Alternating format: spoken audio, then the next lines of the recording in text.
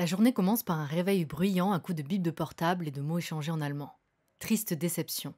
La grasse matinée n'arrivera point. Aujourd'hui, je quitte l'Europe pour la première fois. L'aventure commence réellement en ce jour de 24 mai 2019. Je pars seul pour l'Afrique, pour le Maroc, pour Casablanca. De Tarifa à Tanger en ferry, puis de Tanger à Casablanca en train. Je prends pour une fois mon petit-déj dans la cuisine commune, à coups de hello non approfondi. Suivi d'un silence entrecoupé par le craquement des cookies fourrés noisettes entre mes dents. Je vis mon dernier moment de solitude. Cette solitude libératrice dans la nature, angoissante parmi les autres. Encore 1h30 à attendre. Après tous ces réveils matinaux, à partir à jeun, à boire une tasse de thé sortie de mon thermos et 2-3 gâteaux dans un bus bondé ou une gare encore endormie, je ne sais plus apprécier la lenteur du temps et des gestes. Je pars donc en avance pour le port, qui est à 5 minutes à pied de l'auberge. Je chéris ce court trajet, mon corps n'étant plus que courbature et mes bagages n'étant pas plus légers.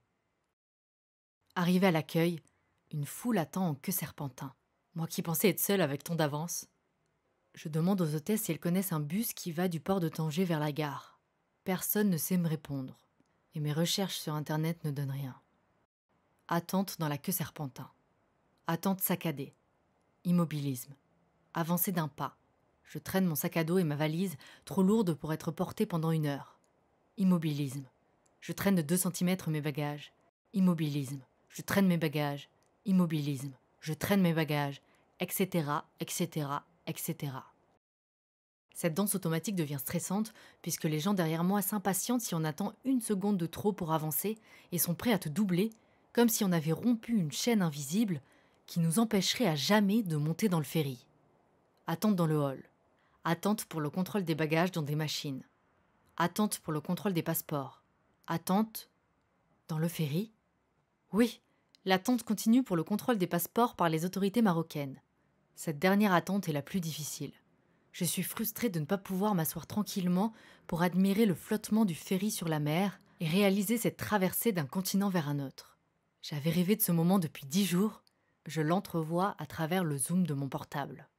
À la place d'une agréable virée sur les flots marins, je traîne mes bagages de plomb et je m'accroche au dossier des sièges pour ne pas être propulsée par le bateau qui tangue.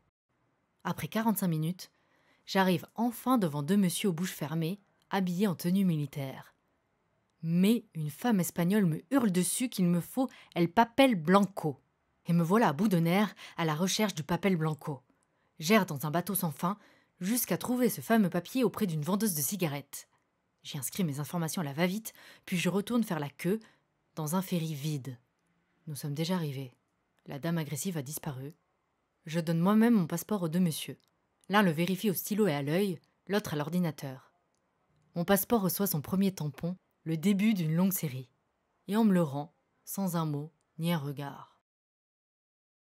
Puis, le retour de la queue, pour un énième contrôle des passeports, dans le tunnel de débarquement, pour le scanner qui examine ma vie empaquetée, puis je pars à la quête de mon bus espéré. Aucun visage au point info, dehors, des bus touristiques agglutinés sur le goudron.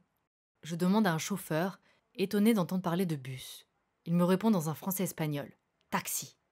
Je me dirige alors vers une nuée de touristes asiatiques dépassés de taille par leurs valises roses. Un homme m'alpague directement et sans me demander mon avis, veut me faire monter dans son taxi. Je refuse, vu le prix exorbitant qu'il me demande. Tel un boulet à son pied, il m'envoie à l'un de ses collègues avec qui j'expérimente ma première négociation. Il me demande mon prix.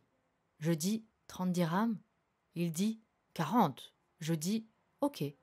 On se serre la main et on traverse une ville aux immeubles blancs. Arrivé à la gare, il me dit qu'il n'a pas de monnaie et essaye de me prendre plus d'argent. Je ne cède pas.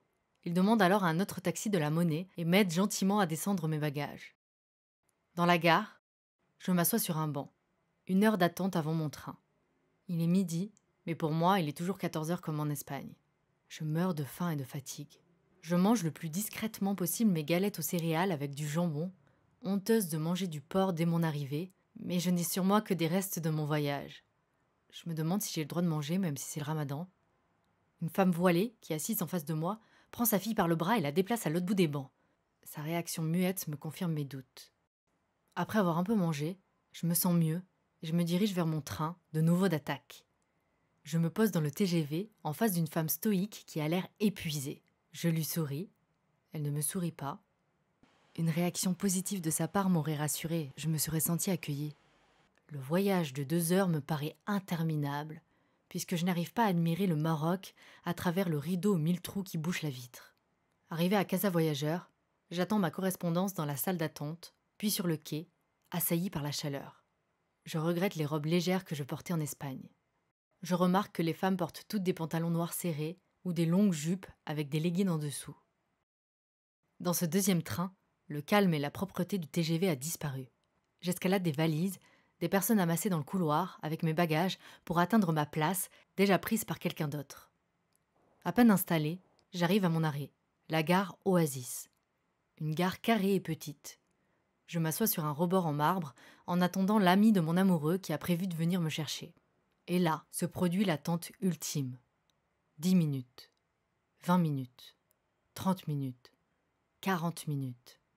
Ne connaissant pas son visage, j'ai espoir à chaque homme qui rentre dans la gare. J'invente alors un jeu, celui de reconnaître le plus rapidement possible son identité, tout en détectant les inconnus qui viennent seulement prendre leur train. Mais personne ne s'approche de moi. 1 heure déjà, 1h10, 1h20. J'ai quelques faux espoirs, induits en erreur par des regards insistants d'inconnus. 1h40, 1h50. L'ambiance s'enflamme. Un homme s'énerve en arabe au contrôle des billets et en quelques secondes, 2 clans s'opposent face à face. Ils se hurlent dessus et sont prêts à commencer une mêlée de rugby. 2 heures. Des hommes crient à plein poumon sur les arrivants du train de 18 heures. D'un coup, j'oublie mon angoisse d'être une étrangère seule dans un pays inconnu et je laisse émerger en moi un éclair de lucidité. Peut-être qu'il y a du Wi-Fi dans la gare. Oui, il y a bien du Wi-Fi. Je peux enfin communiquer pour savoir pourquoi j'attends toujours et arrêter de penser que j'ai raté son ami par une seconde d'inattention ou que je vais rester à jamais dans cette gare seule au monde. Comme vous pouvez l'entendre, toute onde de rationalité a disparu de ma tête après cette journée d'attente infinie. J'ai rapidement une réponse de mon amoureux. Finalement, son ami n'a pas pu venir, donc il vient lui-même me chercher.